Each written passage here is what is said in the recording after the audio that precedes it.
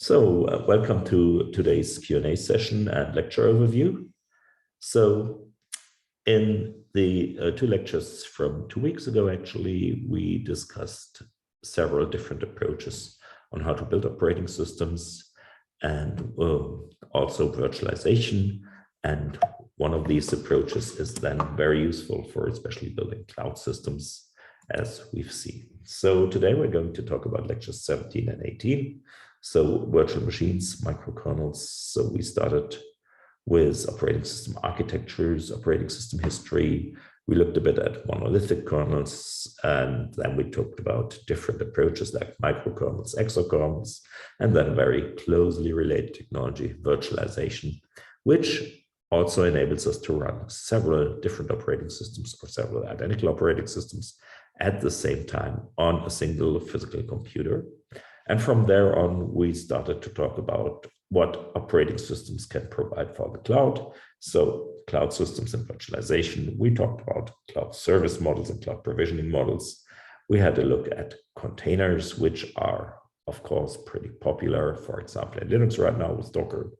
And then we talked about different approaches to CPU, memory, and I/O virtualization.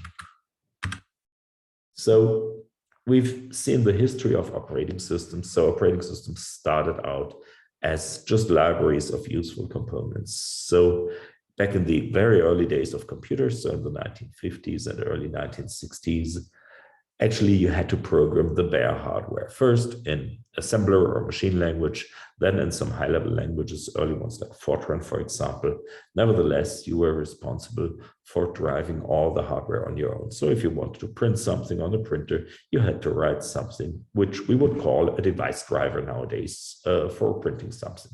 And of course, people found out relatively quickly that they didn't have to write code for, whatever, printing something on a printer if somebody else has written that code before. So people started to collect very useful bits of code into libraries. And these libraries were then made available to every program on the machine. So they were sometimes resident in memory, so they were always available and easy to access. And from there on, the idea started like, we have these big, expensive computers, and computers became faster in the 1960s and 1970s. So the idea was like having one program run on the computer at a time, which has to wait for input, which has to wait for the printer to complete operations. This is a waste of resources. So can we somehow multiplex our computer? Can we enable multiple users to use this one expensive computers, which could have cost like millions of dollars at the same time?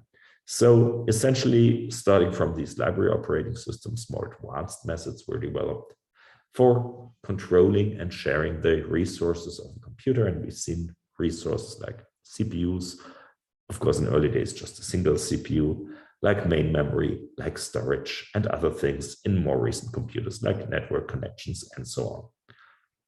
So based on these libraries of useful components, which, for example, already provided device drivers and things, operating systems started to take over the hardware on the bare metal level, and programs were then run under the control of the operating system.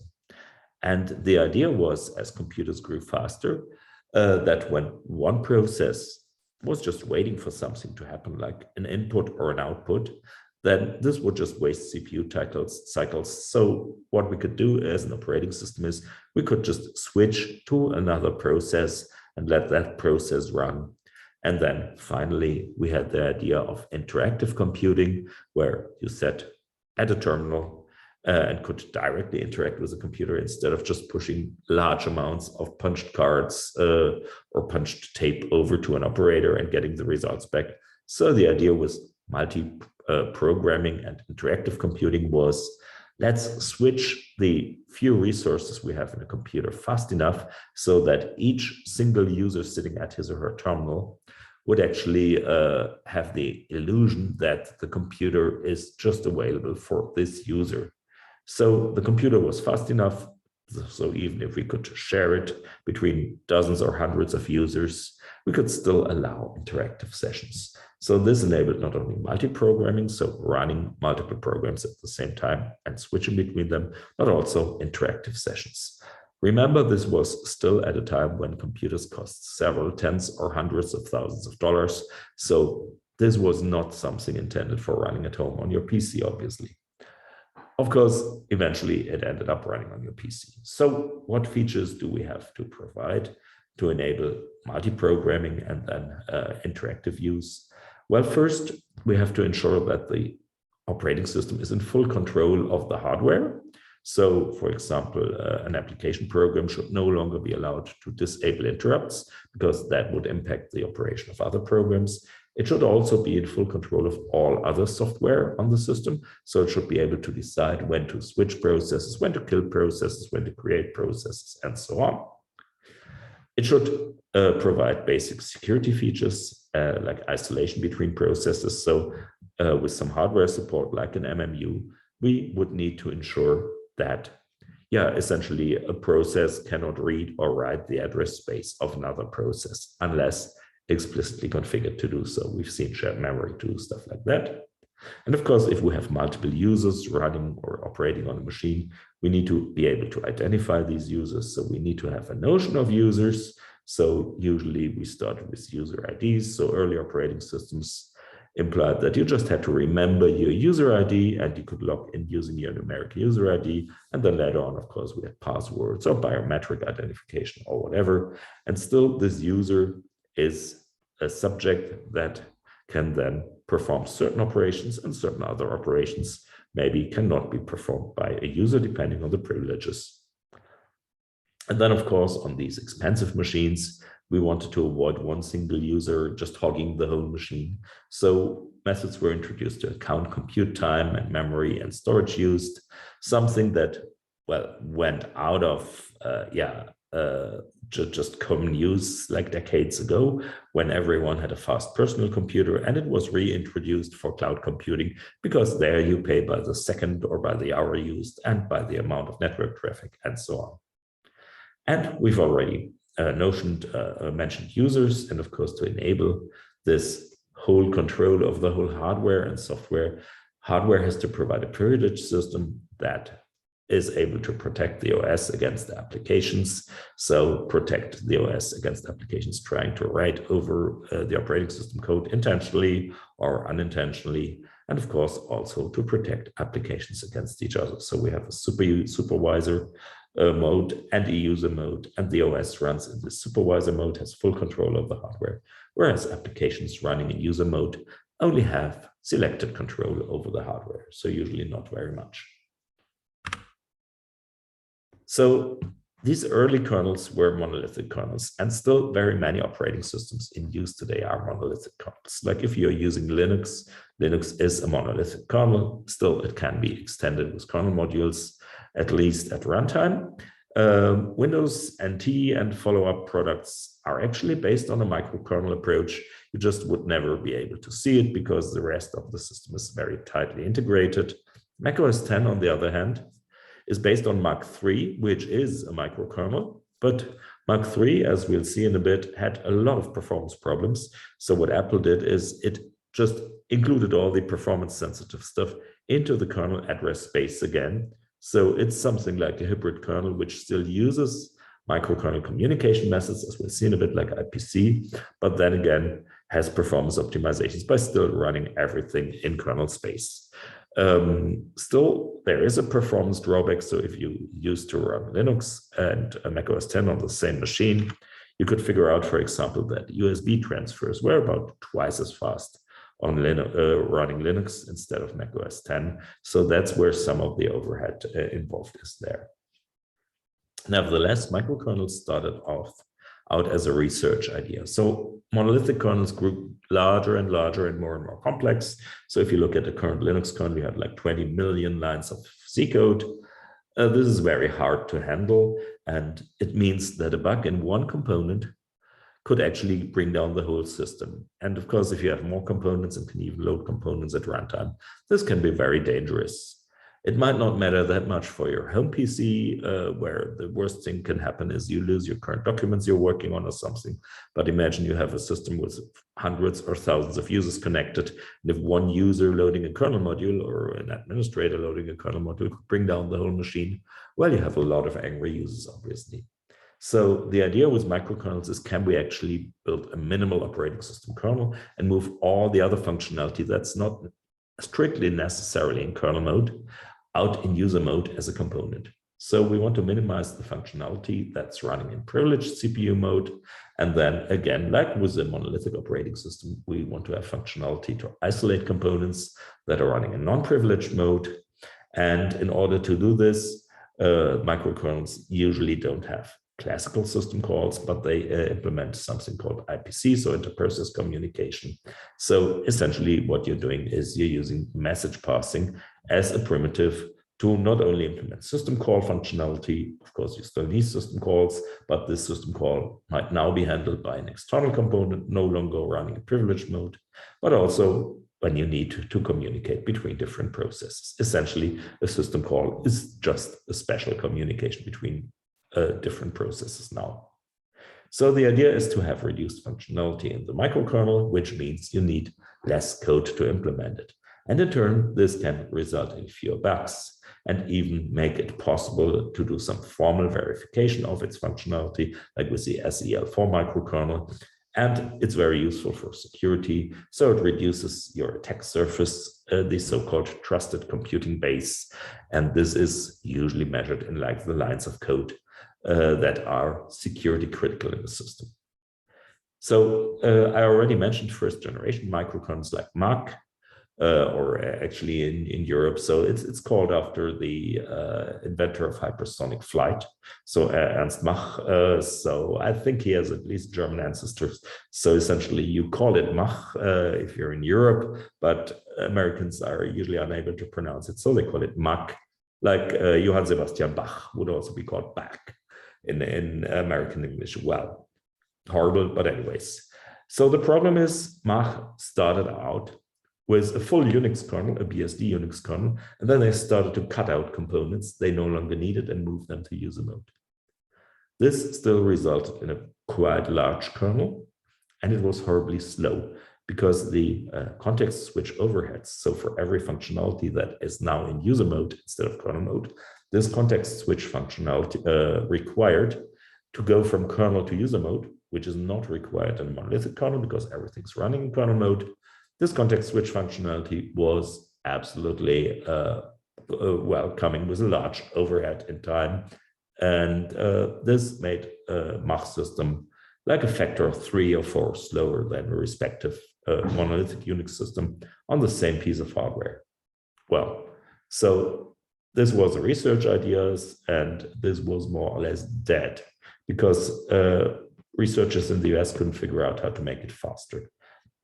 And then Jochen Liedtke, a German guy, came and took a close look at the whole problem. So Jochen already started writing operating systems back in high school, and he wrote a famous operating system called Eumel Elan in Germany, which was even running on 8-bit machines and which was running at like 2,000 customer sites in the 1980s, late 1980s, early 1990s, so in schools, but also in law offices in Germany. And Liedtke did a lot of research also on his own, but then later on together with the German Research Center for Mathematics and Data Processing, and later on IBM. So he took a close look at the state of microkernels because he was interested in that technology and wanted to figure out why on earth are they so slow.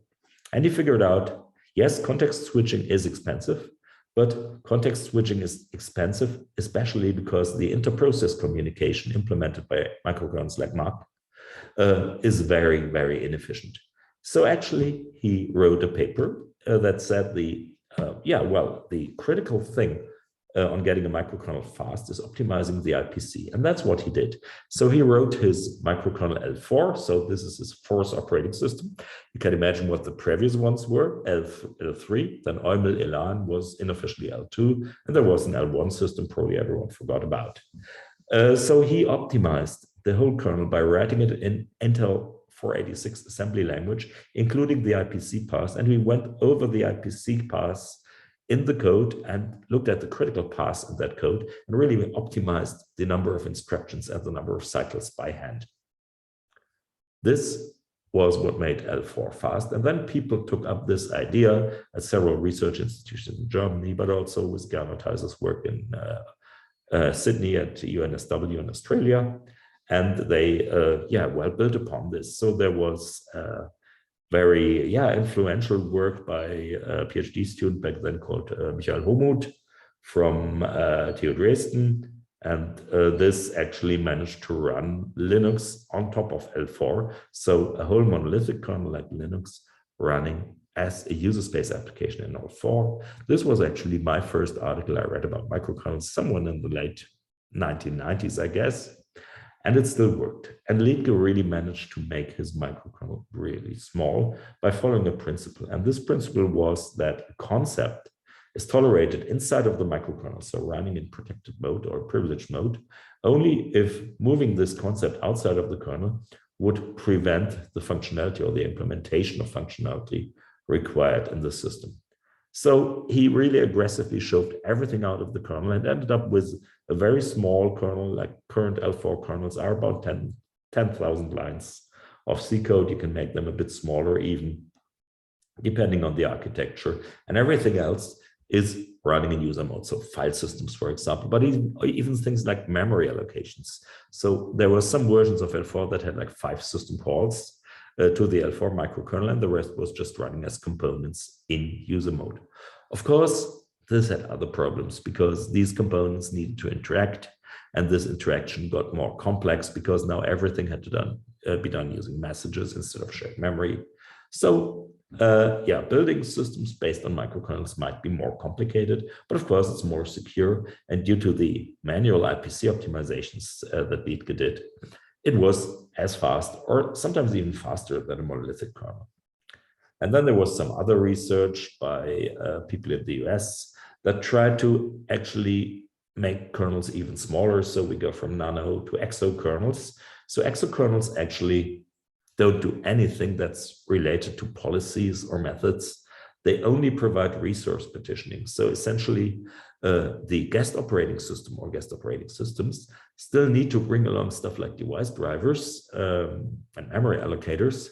But this exokernel approach then actually, just ensured that these different operating systems running on top of the exokernel do not interfere with each other. An interesting approach. And this is closely related to hypervisors and virtualization. So the idea of virtualization is to isolate and multiplex resources below the operating system layer, which in turn allows to share hardware between guest operating systems. So we have virtual machines on system level, so running on bare metal, which means there's no piece of software between the VM and our hardware. And this virtual machine on system level, these virtual machines virtualize all the resources we need to share between guest operating systems. So processors, main memory, mass storage, other peripherals, network interfaces, and so on. And the component implementing this virtual machine functionality is called a virtual machine monitor or simply hypervisor. And this is actually the thing that's in control. And this is not new technology, even though it's in common use today in cloud computing. This is actually pretty old technology. So it was introduced in the late 1960s already with IBM 360 mainframes. So it's like 50 years old almost, no more than 50 years old right now. So we distinguish between 2 types of hypervisors. So type 1 hypervisors run on the bare hardware. So essentially they take over the traditional role of the operating system and then create the illusion for the guest operating system that the guest operating system has a whole machine for itself, but it's only a virtual machine.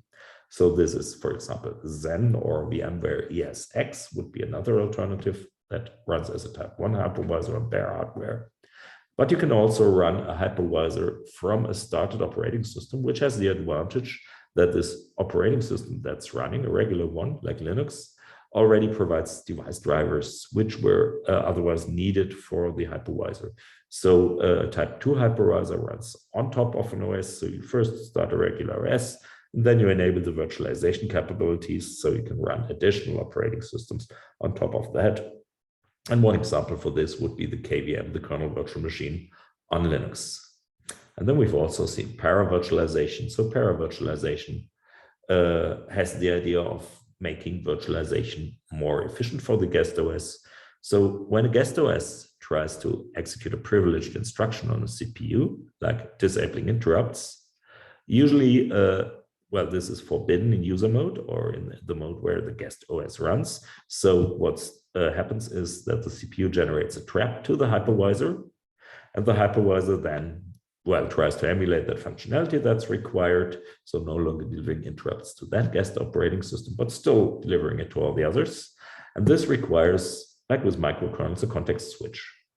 This can be made relatively fast, but trapping is a relatively expensive operation. So para-virtualization actually replaces these sensitive operations that would impact other guest operating systems by calls, direct calls to the hypervisor. So something like IPC to a microkernel. You see, microkernels and hypervisors are closely related technologies. And so para-virtualization would replace a machine instruction, disable interrupts, by a call to the hypervisor, please disable interrupts, and that's quite a bit faster. But of course, you would need to change the OS kernel of the guest OS. Sometimes that works. If you have source code for Linux, that's easy. If you don't have source code like for Windows, that might be more complicated. And then, of course, virtualization is the basis for cloud computing. So the objective is to enable users to move their compute and storage requirements onto some servers somewhere on the internet, just remote servers. It might be servers just belonging to the same company the person is working at, or it might be servers or server capacity you just rent somewhere from Amazon, from Microsoft, from Oracle, whatever they are. So the interesting thing is you don't have to have long-term rent contracts. So if you have like a high compute demand at a certain point of time, so you want to whatever, render 3D themes fast, but you only need it like for 2 days a year. You don't need to buy this expensive hardware for doing it, but you just rent the machines with whatever fast GPUs, for example, for 2 days, and you pay hopefully less money than you would have to pay for buying all the machines yourself, operating them, running them, paying for power and maintenance and everything. So we've seen these 5 relevant properties for cloud services. So we want to have some self-service on demand. So usually you don't want to call somebody to set up a cloud service for an hour, but there needs to be some functionality to automate this. You want to have high throughput net access, obviously, because now everything's running remotely, but your data might still locally on your machine. There needs to be a resource pool, so you need to be able to like add additional capacity on demand when you need it. This needs to be adaptive in a fast way. So essentially you can change your requirements like maybe in seconds or hours, depending on the provider. And of course, all the services have to be measurable because you're going to receive a bill for it. And several people had like nasty surprises when they figured out like, oh, well, I forgot to shut down this VM. It wasn't doing anything, but I had to pay for it like several $100s a day or something. Now, virtualization support for cloud systems is based on the availability of hardware support for it. So we've seen several problems here that, well, software virtualization, which would be possible, would have, so essentially performance problems. So we just lose too much performance. And this hardware-supported virtualization enables the fast starting or even installation of an operating system in the cloud. So if you need another Linux instance, you can get it right away. You don't need to install physical hardware anywhere because it's already up and running and probably even more reliable than the one you would buy for yourself. And then you gain additional features like migration. So when you figure out your machine is failing for whatever reason you're running it on, you can migrate your running system to another machine and continue where you left off, even while you're interacting with this machine. Or you could just migrate to a machine with like a larger GPU or something like that when you figure out you need it. You can also do stuff like checkpointing. So you can freeze the virtual machine state and then reinstate it later instead of booting machines from scratch. And of course, you can have resource allocation and monitoring on these machines. We've seen these cloud service models here. So these are, well, the most common service models. So SaaS, software as a service, means that the cloud provider actually offers a complete application. This could be Office 365 or Gmail or Zoom. So you don't have to care about it. You just buy, well, your rights to use the application. Some of these are free, some of these are less free. Then there's platform as a service. So this provides an execution environment, including the operating system and runtime. So you only have to deploy your specific application on this platform. This could be Google's App Engine or something. And then there's just IaaS, infrastructure as a service. This provides you with the virtual hardware as provided by the hypervisor. And then you can install your own operating system, or you can, of course, choose one provided by the cloud provider. And this is like Amazon EC2, Microsoft Azure, Oracle Cloud, and so on. So you can mix and match, you can choose whatever you prefer best. One interesting development in virtualization is containers. You've probably all seen Docker on Linux before, at least mentioned if you're not using it already. So the idea here is to actually virtualize applications instead of whole operating systems. So you still have a single operating system kernel, but you create the illusion of having like different systems running, even though everything's running on one Linux kernel. So containers share a kernel, but libraries, system processes, configurations can be different. And this virtualization component takes care of these separate views. So each container only sees its own processes, its own file, parts of the file system, and so on. It performs resource partitioning, for example, CPU time and memory. And it can also provide efficient sharing. So if we have 100 containers all using libc, the same libc version, we don't need 100 copies of these. We can only provide a single one that's used in all of these containers. And I already mentioned Dockers. So Docker is actually not a container solution. Docker is just a management interface, which uses Linux, well, control group functionality, C groups, to enable containers. So it started out as a bit of misuse, but it works fairly well, I'd say, with a bit of overhead.